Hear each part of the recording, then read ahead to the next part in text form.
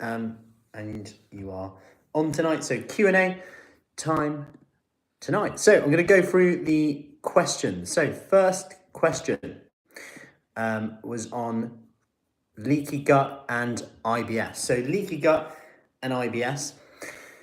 So any help with suggestions of leaky gut? So leaky gut is a term that's not really a term, if you like, but I'll tell you what they mean by that is that essentially it's like IBS and bloating and stomach gut issues. And some people will describe it like inflammation of the microvilli and a range of, there's no real definition of it. And some people will say it's allergies. Some people will say it's intolerances and we should do all these tests, etc. But here's what I'm going to suggest to you. And this is to really go through and really, this sounds really boring, but for 5 days, I want you to lower highly fermentable foods.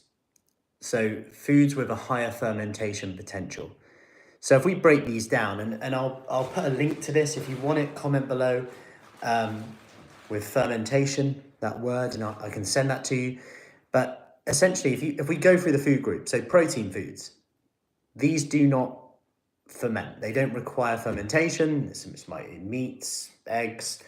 You can throw fish in there as well. So protein doesn't require fermentation. The second side of that is fats. So fats, again, they do not require fermentation and digestion. So they're unlikely to cause anything like gas, bloating, etc. You know, things like oils, olives, avocado, full fat dairy you could throw in on there as well in terms of like yogurt, cheese, things like that. Essentially they're fermented, right? They tend to be okay.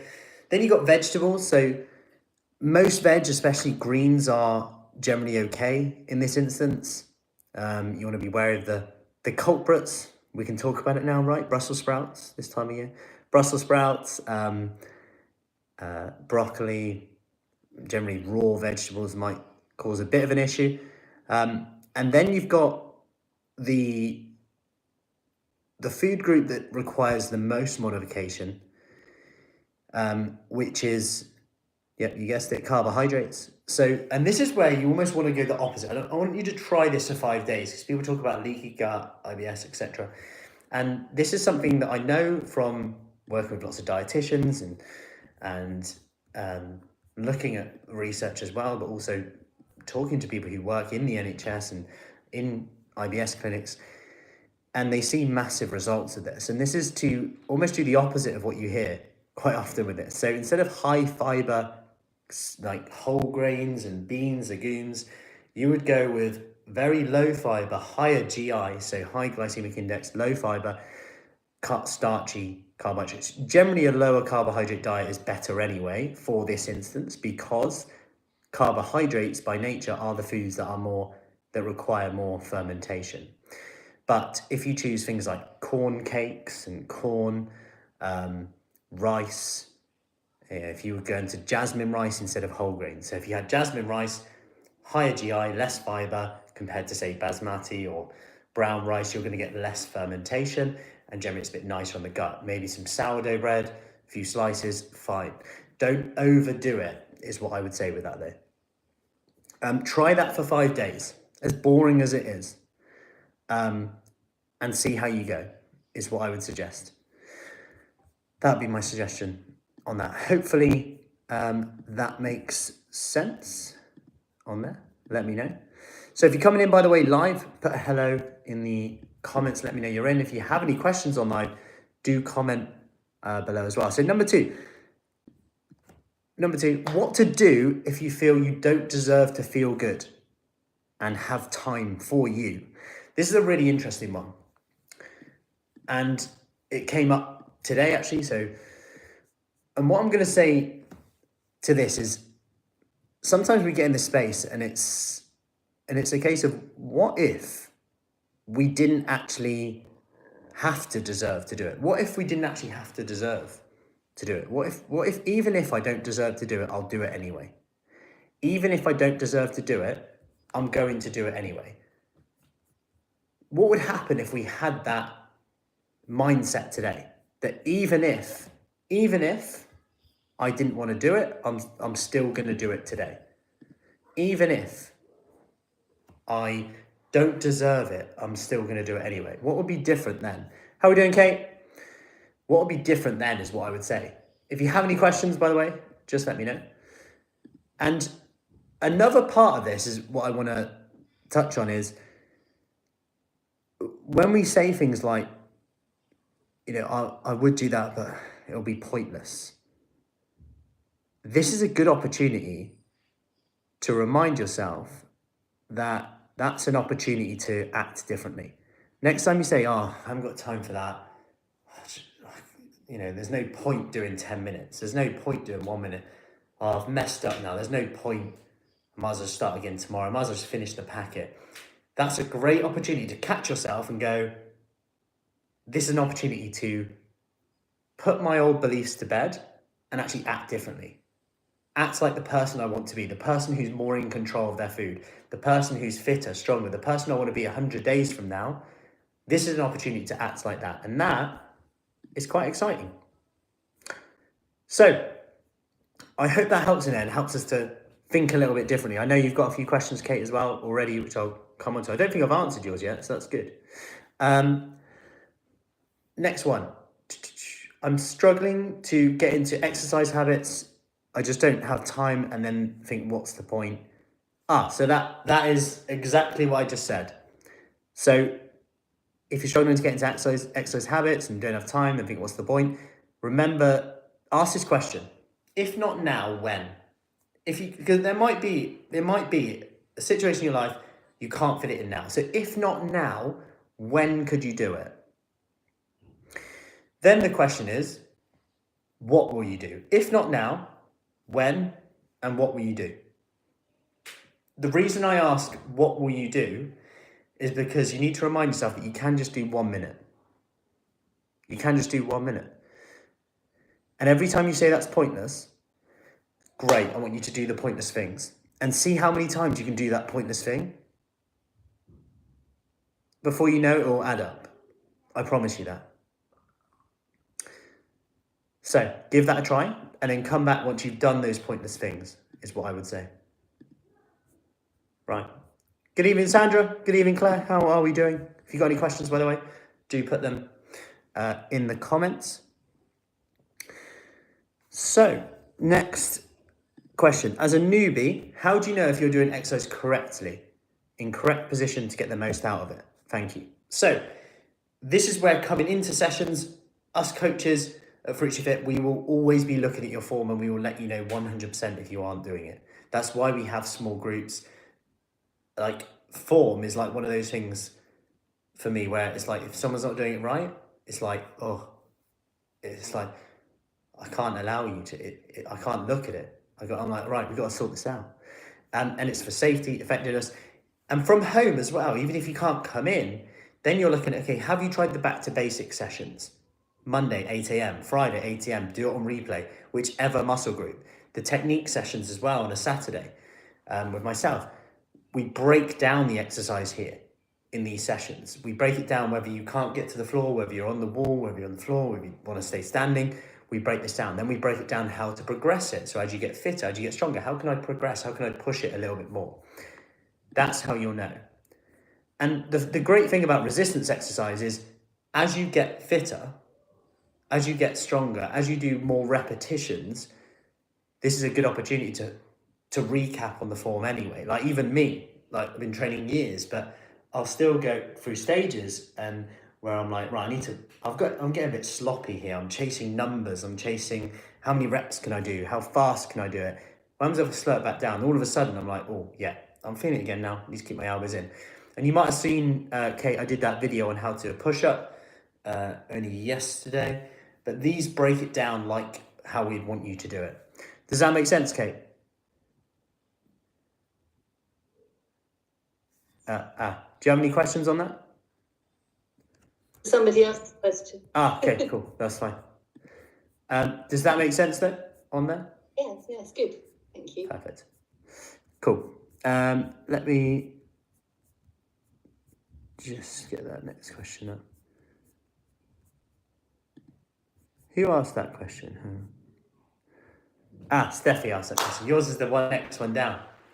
Yes. So, Kate, you asked, how do we stay motivated in the colder, wetter, darker seasons?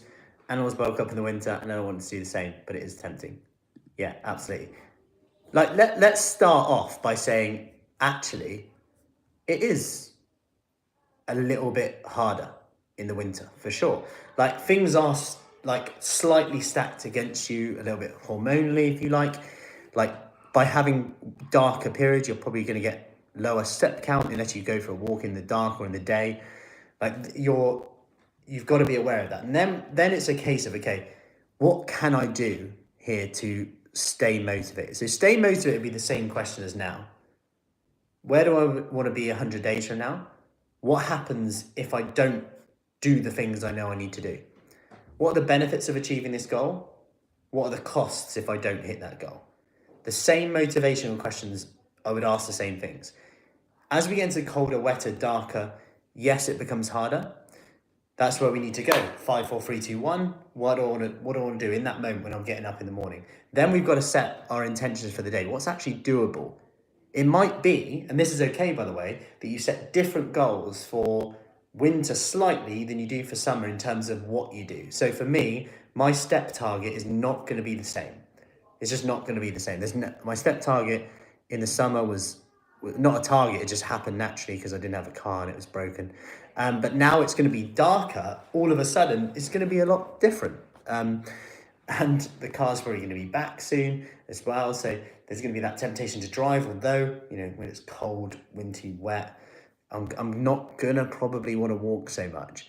So what can I do? Well, if you have a look there, I've got a little bike next to me there indoors, which I can use just to, instead of steps a little bit, just to keep my movement going. But one thing I would like you to do is also utilize the home workouts as well, if you want to use that instead of some of the outside workouts that you would normally do. But one exercise I'll do with this is write down 10 things you like about colder, wetter, darker seasons. Like, there's more than you think, right? Coming in from a cold walk and then feeling that warmth when it hits you. That is amazing. Hot chocolates. Being snugly in a onesie. Is that just me? A unicorn onesie. Having lots of family time. Roast dinners in the winter. That's one thing I miss in the summer. I'm like, I just don't fancy it, roast dinner. Roast dinners in the winter though, autumn, winter, amazing. Like, so nice.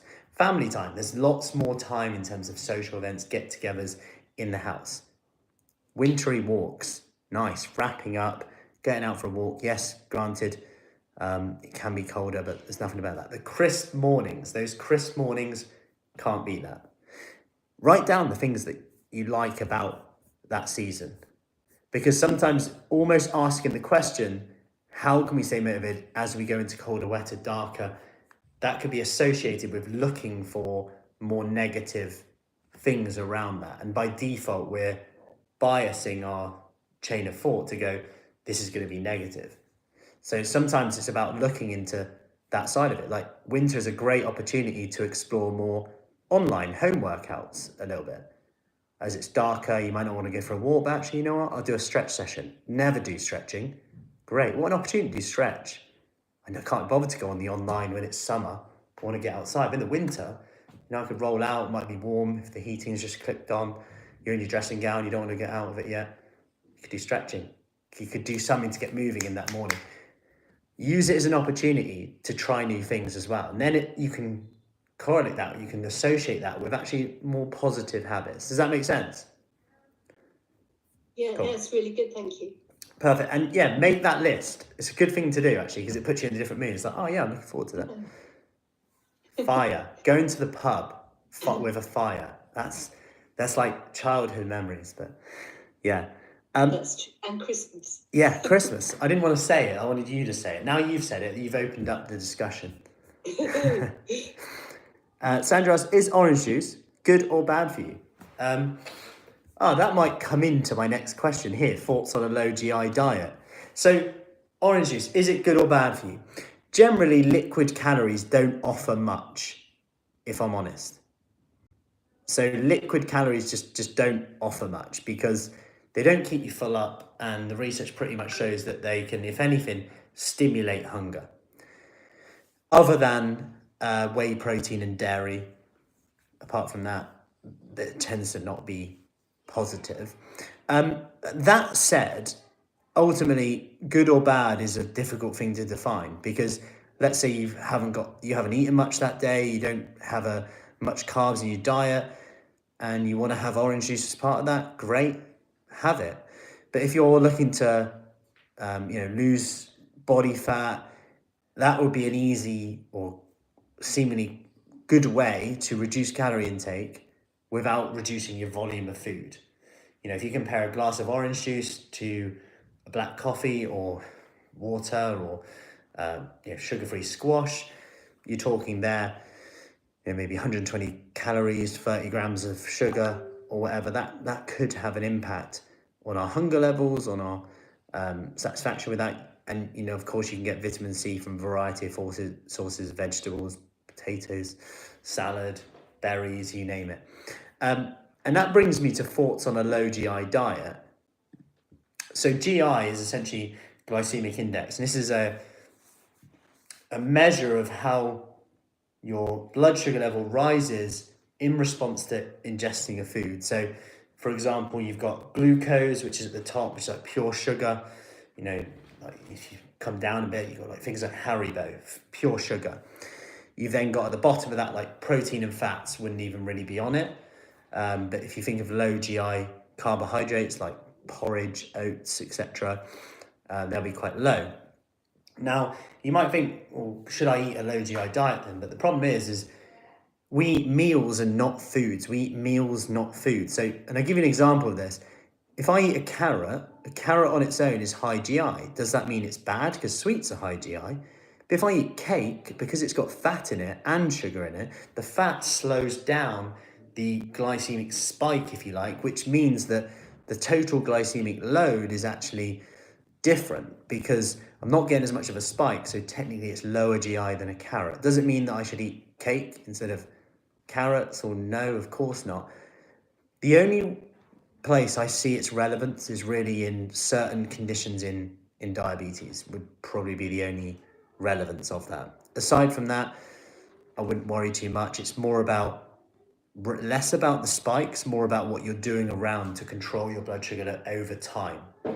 So of course, eating more lower GI foods in general is probably a good idea, but I wouldn't chase that because like I said, with the carrots, it's going to be like, oh, carrots are high GI, I can't eat carrots anymore. Yet, we obviously can. So that would be my, that would be like some fruits, I can't eat that. It just gets a bit ridiculous. Also, when you throw in glycemic load as well, so oats have a low glycemic index, but if you double the portion, you have a high glycemic load because you've eaten more of it, aka portion size. So there's benefits of it in understanding, but its relevance in everyday life isn't massively helpful. So I hope that helps on there. Next question, is it okay to eat the same meals or should I eat different meals? This is a good question. And actually, when you look at research that looks at people over time who have lost weight and actually kept it off, which is what we want, right? We want sustainable results. They are actually quite boring and actually do the boring things very well. You ask them what they had for breakfast, like porridge. What do you have for breakfast? Eggs. Like scrambled egg and toast, poached, like the same thing. So because the less variety, the less you actually have to think about your meals. I'm not saying you eat the same thing all the time, but so many people say to me, like, I'm worried, I'm really worried, I'm just not eating this variety in my diet. It's like, you're getting some vegetables in, great, get some different veggies in each day. You get some mixes like stir fry mix, Mediterranean vegetables, they fill your plate out, you get lots of variety in there. Great, get a mixed salad, you're all good to go. If you keep the bulk of it the same, fine. So that's all good. Next question. Do hearty homemade soups based on lentils and beans make you put on weight more than if you ate lean meat, fish, chicken, plus low-carb veggies for a main meal? It depends on your overall calories in the day. They're both really good. Lentils, beans and soups are going to be really filling. That's another thing to love about autumn and winter, by the way, right? Those soups that warm you up and they're super filling. What I would say is if you're hinting at the fact that maybe you eat fewer calories if you have lean meat, fish, chicken and low carb veggies for a main meal compared to soups, you got to consider what you're having with it. You're having bread and butter. Then when you have the salad, you don't have the bread and butter. Maybe you've added in calories there. Maybe it might be worth, with your soup, adding some little bit of chicken on top of that as well. Or maybe having something as a side to bulk that out a bit so you get that crunch. So that's the one thing I'd say. They both work absolutely fine. I know some people swear by soups, they fill them up. Other people, they're like, oh, I just need that crunch. I never feel satisfied. And then they're hungrier later on. So there's really pros and cons of that is what I would say. And it kind of comes into your own on there. So that's the main thing that I'd say. The next question is, I started taking collagen powder with intention to aid my exercise related recovery that the bovine collagen helps with. I've inadvertently bought loads of the marine collagen, which looking into it is only good for the nails, skin, hair, missing the additional type 3 that Bovine offers. Question, can I add anything else that might give me the top up to support collagen that helps tissue and muscle repair? Otherwise I have to waste what I have or wait until I've finished it all. So you are right in that bovine collagen tends to be more superior, but you've got quite a lot of marine, so fine. What I would say if you were to bulk that out is have some like gelatin, like jelly, into your diet as well. Like you're going to get a combination then, so that's essentially hydrolyzed collagen, and it's cheap. You can even put the marine collagen into the gelatin powder if you've got that. So I have gelatin powder, I can make my own jelly with it. If you've got it in powder, the marine collagen, put the powder into that as well, make up some jelly. Then you got marine and bovine in together. With that, add in some ribena, some vitamin C, which also helps the synthesis as well and will flavor the jelly. You can add some berries in there as well if you want some fruit in there. Let that set, good to go. That's something that I do from time to time. So that's one thing I'd recommend, and don't think it's a complete waste. Just use it. The research is quite mixed on it overall anyway, but what I'll do for you on there, Jackie, I'll put in the comments now actually a link to the collagen Q&A so you can have a look at that. So that'll be there for you so you can have a little look.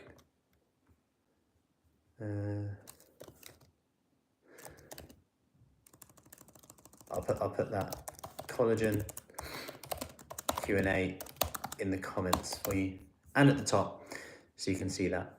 So that is all the questions that I've had tonight. Any other questions? Any other questions? I think I've answered them all. There's quite a few tonight, actually, which is good. Any other questions? Sandra, Claire, who's on here. Kate, any other questions? No, I had 2. Yeah, that's right. You can have 3. Perfect. Well, thank you for your questions. I hope that was helpful tonight. Awesome. Good to hear on there, Sandra. Any questions, let me know. If you did on replay as well, drop a replay. If you have any questions from that as well, let me know. And we'll go from there. Awesome, Sandra. Claire, remember Thursday, we are talking about people pleasing. Very different to collagen. But yeah, maybe you bought the collagen to people please, who knows. So have an awesome evening and I will see you soon.